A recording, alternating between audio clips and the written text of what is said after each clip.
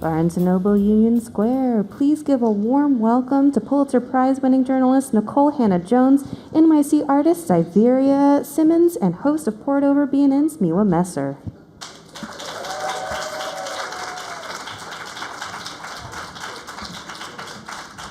Hello, New York.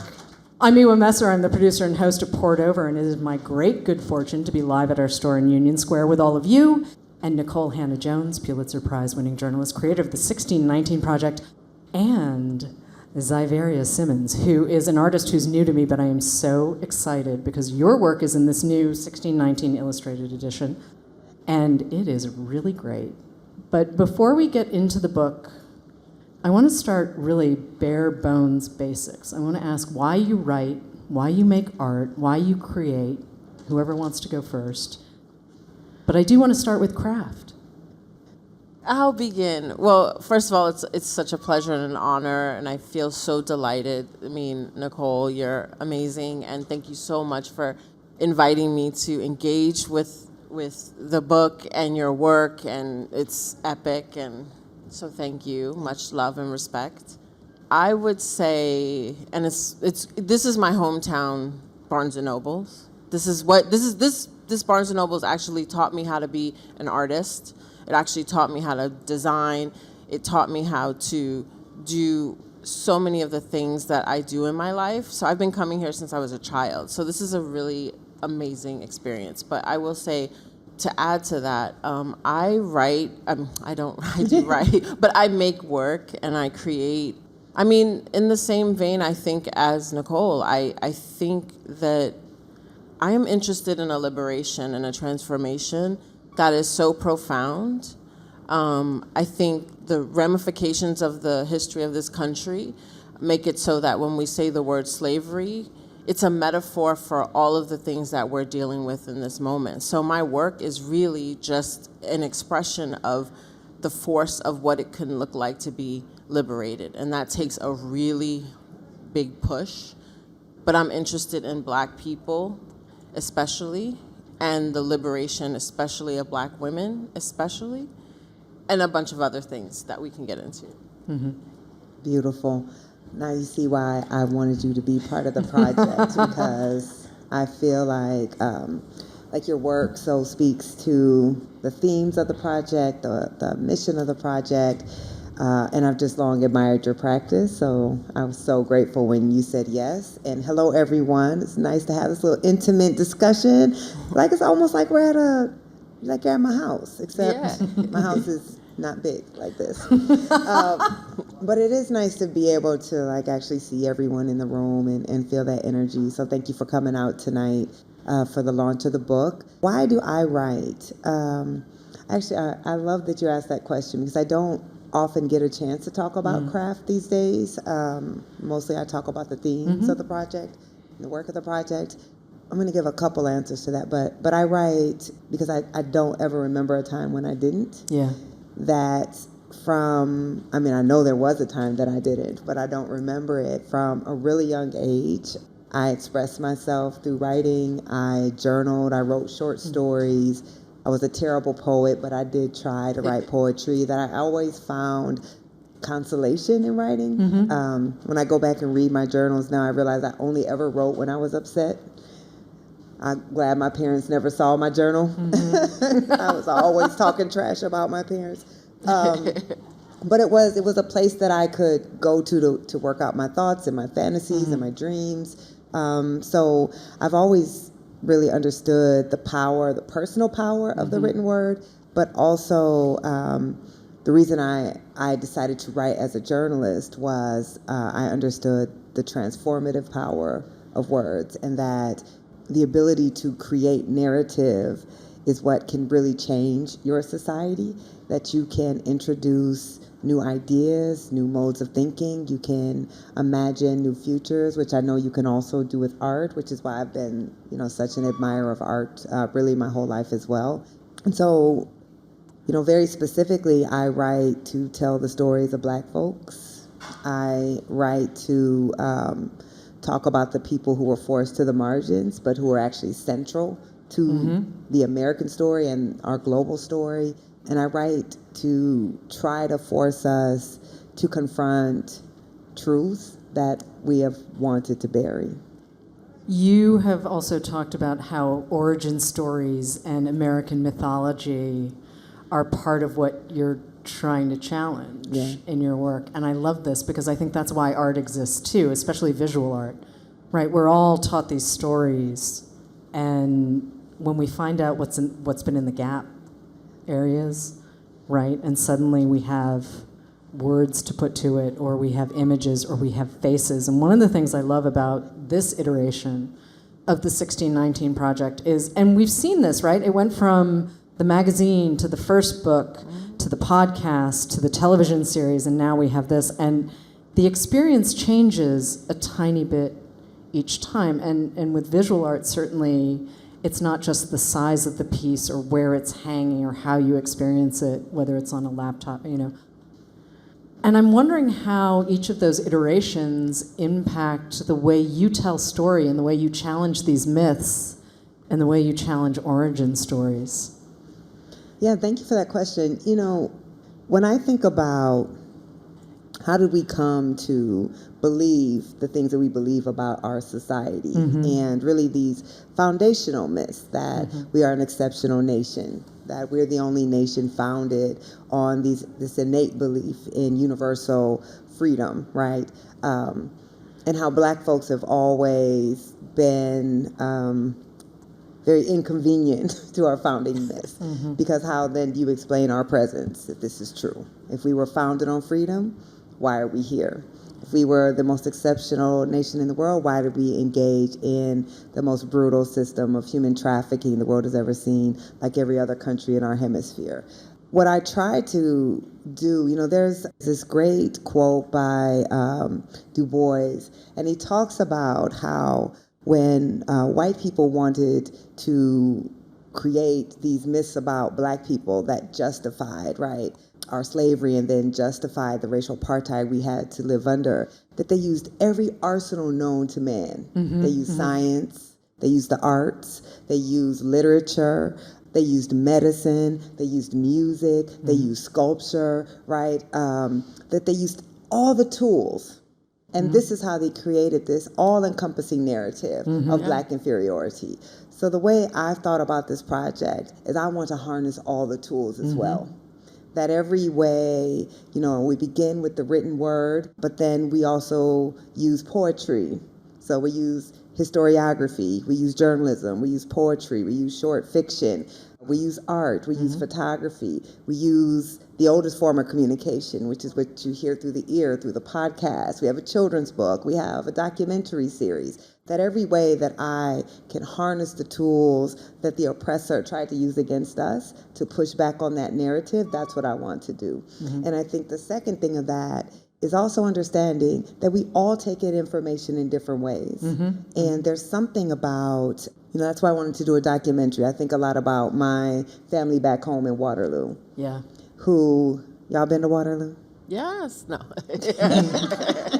Only through your work.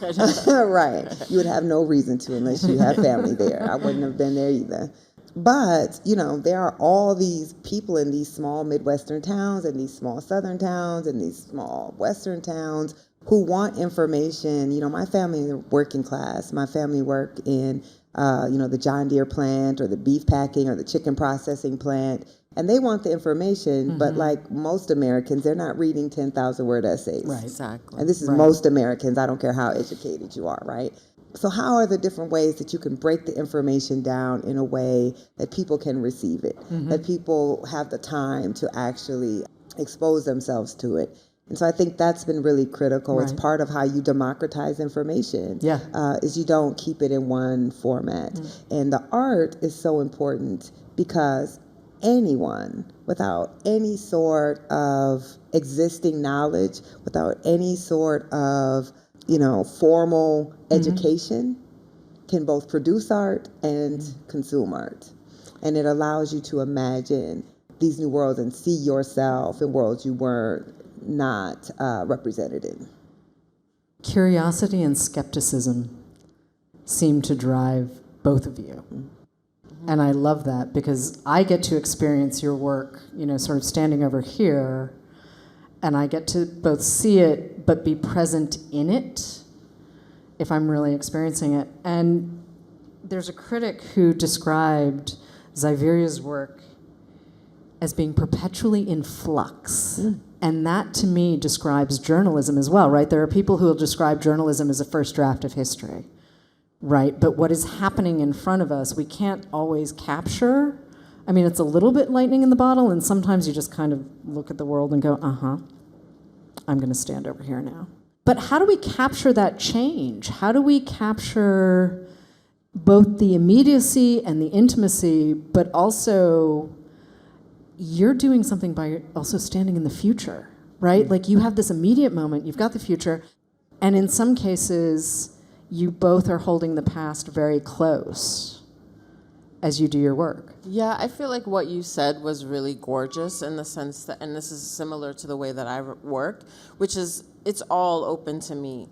I feel a certain liberation in that way. Like it's all, the risks to take are all open. And I especially, I love that you teach at Howard because, especially for young Black folks, the risks to take are there. Now, they are risks, and there are prices to pay for those risks. I will say that firsthand. But the risks equal the constant transformation of the thing. Meaning, for me as an artist, I remember when I was studying, I went to Bard, and my professor, who was Anmi Lee, an amazing photographer, but she said to me, you got to focus on photography. And I was like, that is beautiful, but I also want to do other things. Limiting myself and my creative processes to just one thing would stifle me. It actually is a form of oppression. And I think that, the way that you've made this book, your articles turn into books, turn into documentaries, turn into written word, inspired. That is what we all have the capacity to do. And when we all remember hearing when we were younger that 10% of our brain, we supposedly human beings use 10% of our brain. But when you see someone who has done all of this with all their body, mind, soul, and force, that means they're using more than 10% of their brain and their body and their soul. And, I feel like when you put your whole body into it, and, for Black folks, when you put your foot into it, and what I mean by that is when you put your foot back into yourself, and then you start to really give it to yourself, and it's gorgeous. And so all of it becomes limitless, and then you just start to roll. I mean, yes, there's financial considerations tied to being an artist, to being a journalist, to being, all of those things are part of the program, but the push, it has to come from a force within. And look how composed and gorgeous this young lady is, and all that push is coming out.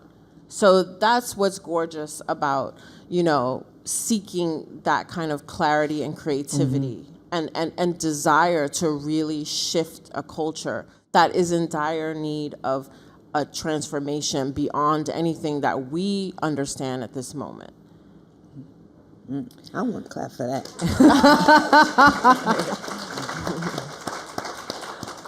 Xaviera, can I ask you, what was your first experience of the 1619 Project? Was it the magazine or was it the book? Where did you come into it? I just told Nikole. My first experience, wow, that's a great question. I feel like it was the magazine. I actually went to the opening event. Where was it? It was in New York. I went at the New York Times. I went to it. I sat really close to the front. I went by myself, and I was like, I want to hear this. And I didn't know you at the time. I mean, I knew of you, of course, but I didn't know. So I went to the opening event, and I'll give an anecdotal story that ties to both being an artist, being an admirer of the project, but also being involved in the art world at large. And I was just telling Nikole this. So I would say, as it came out, there was a lot of other things going on, and then we had, obviously the revolution on the streets, we had COVID. I, was a fan already. I was talking to a museum director, a very well-known museum director, white male museum director. and he was having people. It was during George Floyd time, so folks were pissed off and like coming, and they were coming for the museums, especially as they should, as you should. I'm gonna just say that you should go to the museums and come for them, but that's another story because they are yours. And I said to this museum director, I said, I called him especially to be very clear. I said, the reason why folks are coming to your museum, the reason why folks are activated at this moment is because you have the art. And inside of the art, Black folks are telling you specific things that we need. Very specific. There's no confusion. Either you listen to what the art says and what the language says, or you don't. And I said, and particularly around reparations, I was like, artists have been saying for generations, the United States has to involve reparations. It is imperative. He said to me, I'm spilling the tea, and he'll know. He said to me, I did not even think about reparations until I read Nikole's 1619 project. He didn't even consider it an option until she put it in the work. So that is the force and the power, right. And that's really where it started to become mechanized inside of me, actually. Yeah. And also, I'm Japanese American. Reparations were paid. We have a model for this. We have a model. I am going to bring in a couple of audience questions because they're a riff on each other. I'm going to start with, we all know that there was a moment when the 1619 project did not have the warmest welcome. Okay? So I'm going to give you two pieces of a question. One from Kathy. How do you deal with the negativity and the dismissal of your work by those in power that refuse to acknowledge the history of African Americans and the truths you write about? So let's start there, and then I'll come with the follow-up from Danette. Okay, was that the one that began besides bourbon? Yes, ma'am. Okay, you left that part out. I can put it back in, besides bourbon. Yeah, that's a great question, and my answer today is very different than my answer would have been, 3-4 years ago. I have learned and weathered a lot in the last 5 years, and the reason whoever wrote that question said besides bourbon, because my answer to self-care used to always be like, I drink bourbon, and then I came to realize that's probably not self-care. It might get you through the night, but it's not actually taking care of yourself. There were some really dark days. As you were saying, coming out of George Floyd, and so the project comes out in 2019. It kind of faces the typical backlash that one would expect, that typical conservative backlash. And then we go into the pandemic, and then there's George Floyd, and then the project gets swept up in something I've never experienced in my life. And so I go from someone, unless you were super nerdy, most people didn't know who I was unless you really followed school education or you fan out over New York Times writers or whatever. But right, I know. But to someone that's like being castigated against by the President of the United States, someone who is being assigned a reporter on Fox News who would try to find an errant tweet and do a whole story about it. Someone who, there's legislation introduced by 2 sitting senators to ban the project. It became something completely different. And I really felt at that time, I didn't know how to handle that. This project was deeply personal to me. It was a devastating project to work on. The emotional investment, the need to get it right. I know what it meant to me, and I knew what it meant to our community. And so if you followed me on Twitter for a while, I would be out there. I don't care if you had 10 followers or 10 million. I would do battle. I always had time.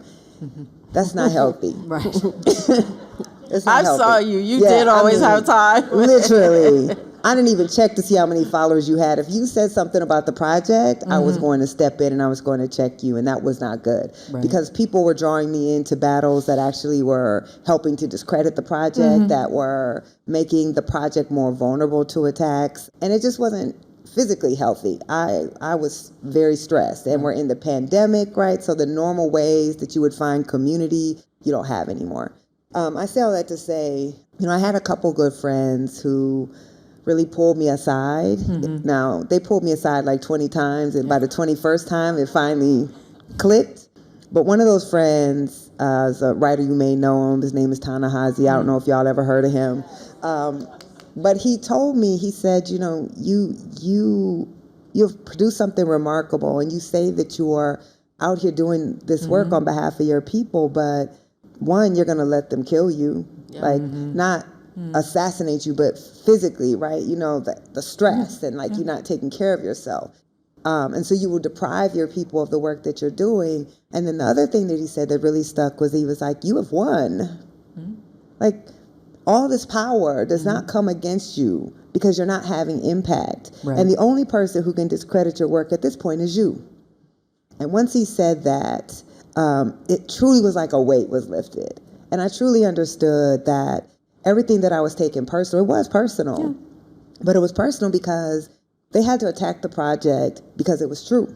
Right. They had to attack the project because they could not create a better narrative. And they had to attack the project because for many people it was unbelievable that a black woman who comes from where I come from, who looks like I look, who talks how I talk, could produce a project that could go into classrooms and quite literally start to reframe how we were thinking about foundational myths. So once I realized that, I stopped drinking so much bourbon. I still do drink it occasionally now. If you buy me a drink, I will drink it.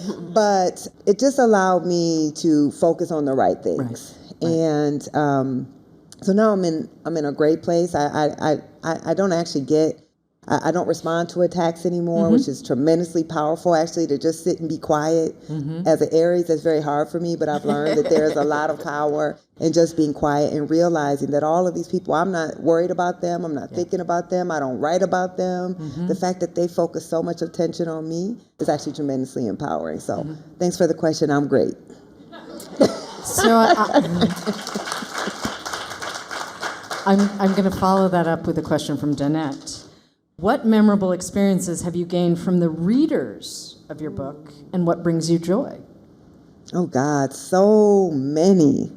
I mean, y'all, it is like the dream of you don't even dream it, honestly, as a journalist, that you could produce a work and 5 years later, you're still on the road with that work every single week.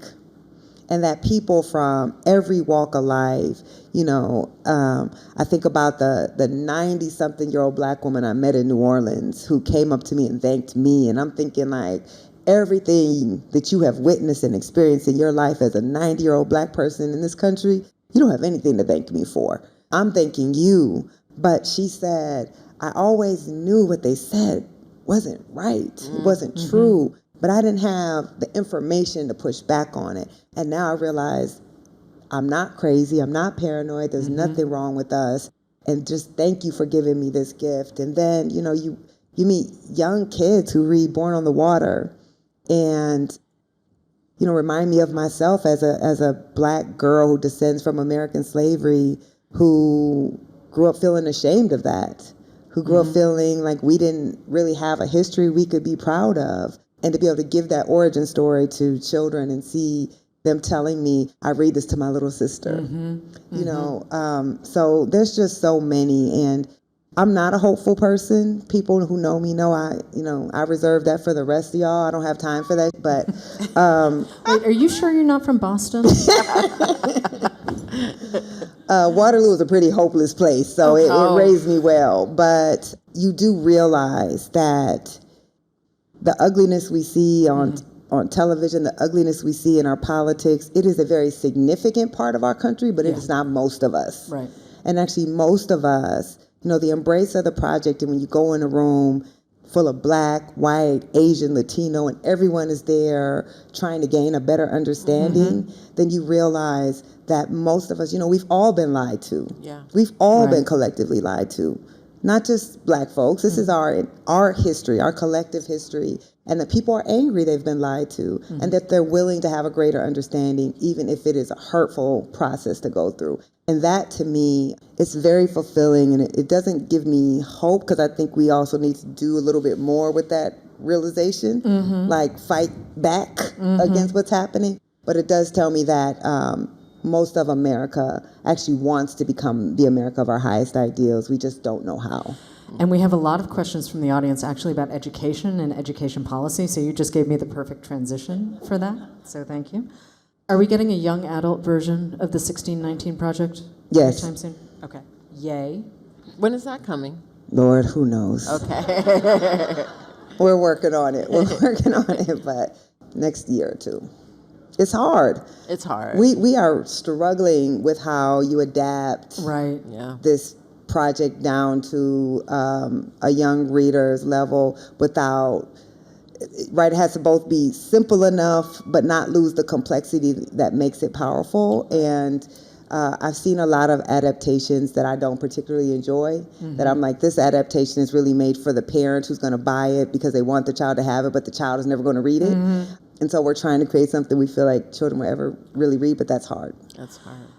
And I remember, too, being young, YA wasn't really the force that it is now when I was coming up. So I had to kind of go from Little House on the Prairie to, well, there were some bumps in between, but like it was kind of like we got kicked into the adult section of the library pretty quickly, and there was some stuff that I was glad to do it. I went I from was Little very House on the happy. Prairie to Judith Krantz because she had Okay, amazing straight, sex all right, scenes. okay. I love those. Right. Yeah, And my mom was like, Judith as long as you're Krantz. reading, I guess it's okay. Yeah, Lawrence Sanders. I mean, the adults were reading this stuff, right? Do you guys remember like what your parents were? I mean, Did you okay. do Stephen King too, though? Yeah, Stephen Yes. King, my dad, like my family. I would love to hear about your family's kind of reading history, but I didn't grow up in a house of high literature. My dad read Louis L'Amour novels, so I read every Louis L'Amour Western, and my mom loved, Danielle Steele, Judith Krantz. I loved Sidney Sheldon, which I discovered yes. just Oh, right, walking Sidney through Sheldon, the library. Yes. Of course, V.C. Andrews also Yeah. lots of sex. So yeah, what was your like household like in terms of reading? Boy. I'm a New York kid. I mean, I was a New York child, so I'm a big keep. My mom had everything from like erotica at home to I grew up Buddhist, so Buddhist text, and then my mom used to be an like kind of editor or like assistant editor at times. So then I read Toni Morrison, all this stuff, but then also I used to gobble up Stephen King, and there was a romance novelist. It wasn't Danielle Steele, but it was one of these ladies. I used to love. Oh my God, the sex scenes! You just gobbled it up, See, just read, and eventually you get Just where read. you're going. You do. You do. No, really, I'm You really do. serious about that. You do. I never knew there were so many different ways to refer to like genitalia until you read all these sex scenes, and I was like, this is amazing. But anyway, this has nothing to do with This is a 1619. This actually, no, wait.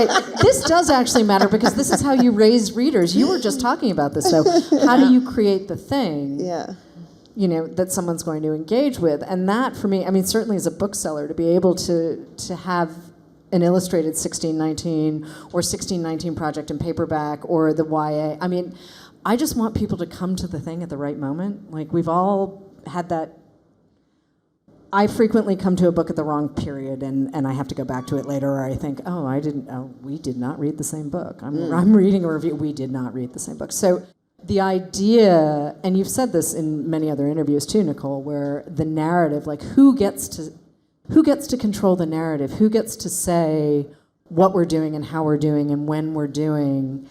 And again, so in the classroom, and there are several different versions of how do we get the truth told, and how do we make sure that history is actually being taught as a complete piece? And I'm paraphrasing several because there are many, many versions of this question. But I mean, I think you're doing it, but how do we continue to push? Yeah, I'll answer that. I'm sure you have some thoughts on this too. So one, we have to start with the premise that there is no one truth, Right. but there are truths, right? And that the perspective from which you're telling the story determines the story that you're telling.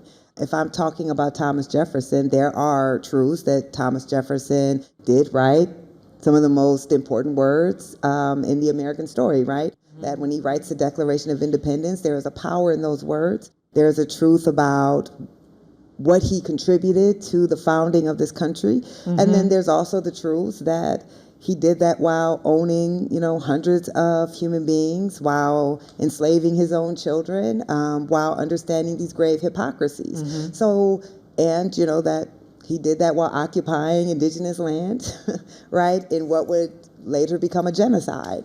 So I think we have to understand that when we're teaching history, one, we should never teach it as settled. It's not. History is not just this happened on this day and this is what it meant. History is a field of interpretation, and I don't think we teach children the way that we teach history, not just in schools, but also through our monuments, through our museums, through who we name buildings after. This is all a narrative that is designed to justify the society that we live in and to justify power, right? And to justify this idea of exceptionalism. And so that's the type of history we don't want, right? We want a history that is complex, because history is complex. We want a history that makes us question these settled ideas and challenge the society that we have. So when I was in college, I wanted to be a journalism major, but I only applied to one college, and that college did not offer journalism. So I studied my first love, which is history. But I was determined as an 18-year-old, after having been exposed to Black studies in high school and being very, very angry that all this history existed, and people decided not to teach it to us. Right. Where I had thought the reason we didn't learn about Black folks is we must not have done that much. Because if we had, clearly we would be represented in the History Museum, in the textbooks, in the narratives of America. So I was determined that when I went and had to major in history, that I was going to get my history degree without taking a single European history class. And I did it. And it was amazing. Because I took Japanese history, Chinese history, Latin American history, all types of different indigenous, Black American, African. And I got this perspective on the world that you wouldn't have gotten. And every course was telling the history of the world through the culture that you learned it in. And I think that's how we always have to be teaching history, is to show the many perspectives and to show that depending where you are in the situation depends how you view this history. And it's there that we start to get to a closer version of the truth. But we should never be teaching that there is a one truth, because there isn't. I think also just being engaged with people and being in community and looking at each individual person as like a long line of historical events that led them to you all being together, but also their family tree, their lineage. And for me as an artist, I went the reverse. Like, I really was interested in European history because that was what was taught, and I learned all of European history for the most part, and then had to relearn, African history, African American art history in particular, and try to put all of that information together. So for me, it's like, how do I get how much freedom or liberation in the creative act can I get from understanding all of the historical frameworks? And in terms of like the American history itself, it's really settling into what we know. We know so much. I mean, from this book especially, but then just historically in this room, we know so much. So how do we kind of think of our society as like a malleable thing that we each can start to like chip away at and shift its whole framework and perspective? And we're adding context. I think that when I watch sort of the conversations unfold and the attempts to ban and the successful attempts to ban the 1619 Project and whatnot, why would you strip out context? Right? Like, why would you strip out context? That's all we're doing. We're simply putting back pieces that someone else said, oh, well, let's tap this over to the side. And, polite society, we don't talk about this kind of thing. Well, but we know why. Well, Right? I mean, so one, let me just be clear that I'm not arguing there's anything wrong with European history. European history is fascinating. I was just simply at 18 years old deciding that I was going to counterbalance what I felt was a very one-sided history with the next 4 years, which, there's a theme, right? That is a theme of really my life's work, is is trying to provide some sense of balance to the way Right. we've been taught history. And actually, if you can't understand the transatlantic slave trade without understanding European history, you can't clearly understand colonialism, can't make the case for reparations, none of those things. So all of that's required because it is all interconnected. But I think we have to be clear that the people who are choosing to ban books and ban texts, they're not doing it out of some naivety or parochialism. Right. They understand very well the power of other people getting to decide the narrative of this country. They understand, the reason the ban started happening after it became clear that educators across the country were adopting the 1619 Project as part of curriculum. And then it began to ignite this frenzy, right? Because the history of 1776 tells us that if you struggle in this country, it's your own fault, right? That this is the land of opportunity. This is the land of equality. Yeah, we did a little bit of that slavery stuff. We did a little bit of that Jim Crow stuff. But the whole of American history is we have been a good force in this world. And so anybody who's struggling, no matter your race, it's because you have chosen not to take advantage of this bounty. Right. And so if we look at the book bans coming on the heels of the George Floyd protests, where there were, and the COVID-19, right, where we are now seeing people wanting to challenge the economic structures of our society, the racial structures of our society. You have to push back on that narrative because you will unsettle power. You will unsettle that hierarchy. So why is Black history in particular banned? Right? They're not banning Asian American history. Right. They're not banning even indigenous history, probably because they don't really teach it in the first place. But they are specifically banning Black history because Black history gives lie to this whole thing, right? Black history is inherently political history because all of the myths you want to have about this country. I mean, just the Greatest Generation, right? The Greatest Generation put your people in detention camps, and the Greatest Generation was lynching our people for having the audacity to wear the uniform in public for the country that we fought for. Right. So Medgar Evers, right, was killed by a World War II veteran, was assassinated by a member of the Greatest Generation. So these myths are unsettling of power. And so I think we have comforted ourselves. I mean, this is how we get an election right now where it's 50-50. Because we have comforted ourselves by believing these are just people who are stupid and don't know better. That's not true. No. It's strategic. It is people who understand the changing demographics of our society are not on their side, who no longer have a majority, a political or soon a demographic majority in this country, who are determined to hold on to it no matter what. And all societies that begin to veer into it. Now, y'all didn't know y'all were coming for this lecture, but it's 1619, y'all. 1619.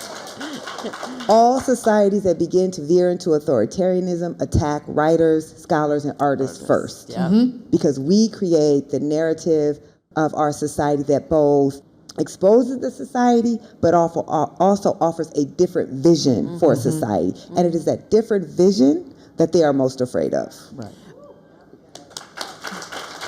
And I will just add to what you're saying, exactly what you're saying, is that the reason why I wanted to put the image that I chose, that we worked together to choose for your book. Can you, Yeah, we can open it up.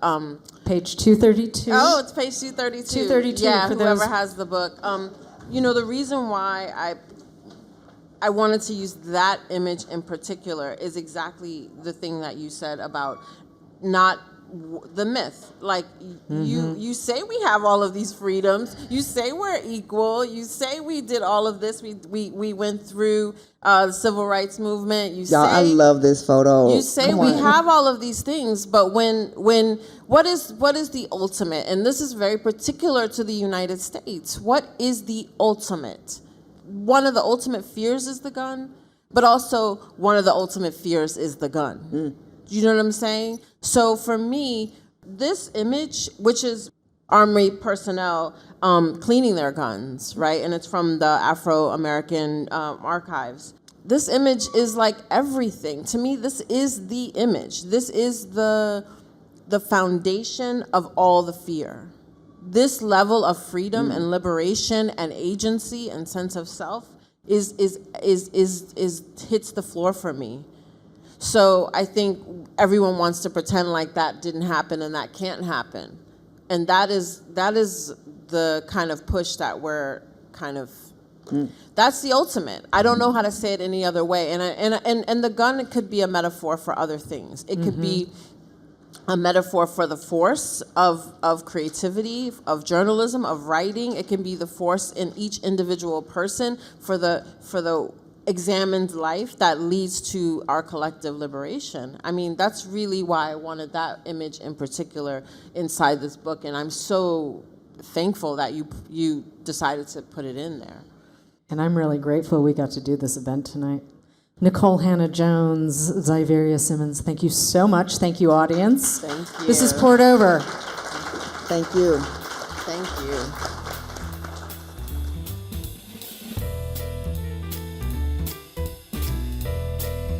Thank you for listening. Poured Over is a Barnes & Noble production. To help other readers find us, please rate and review the show wherever you listen to podcasts.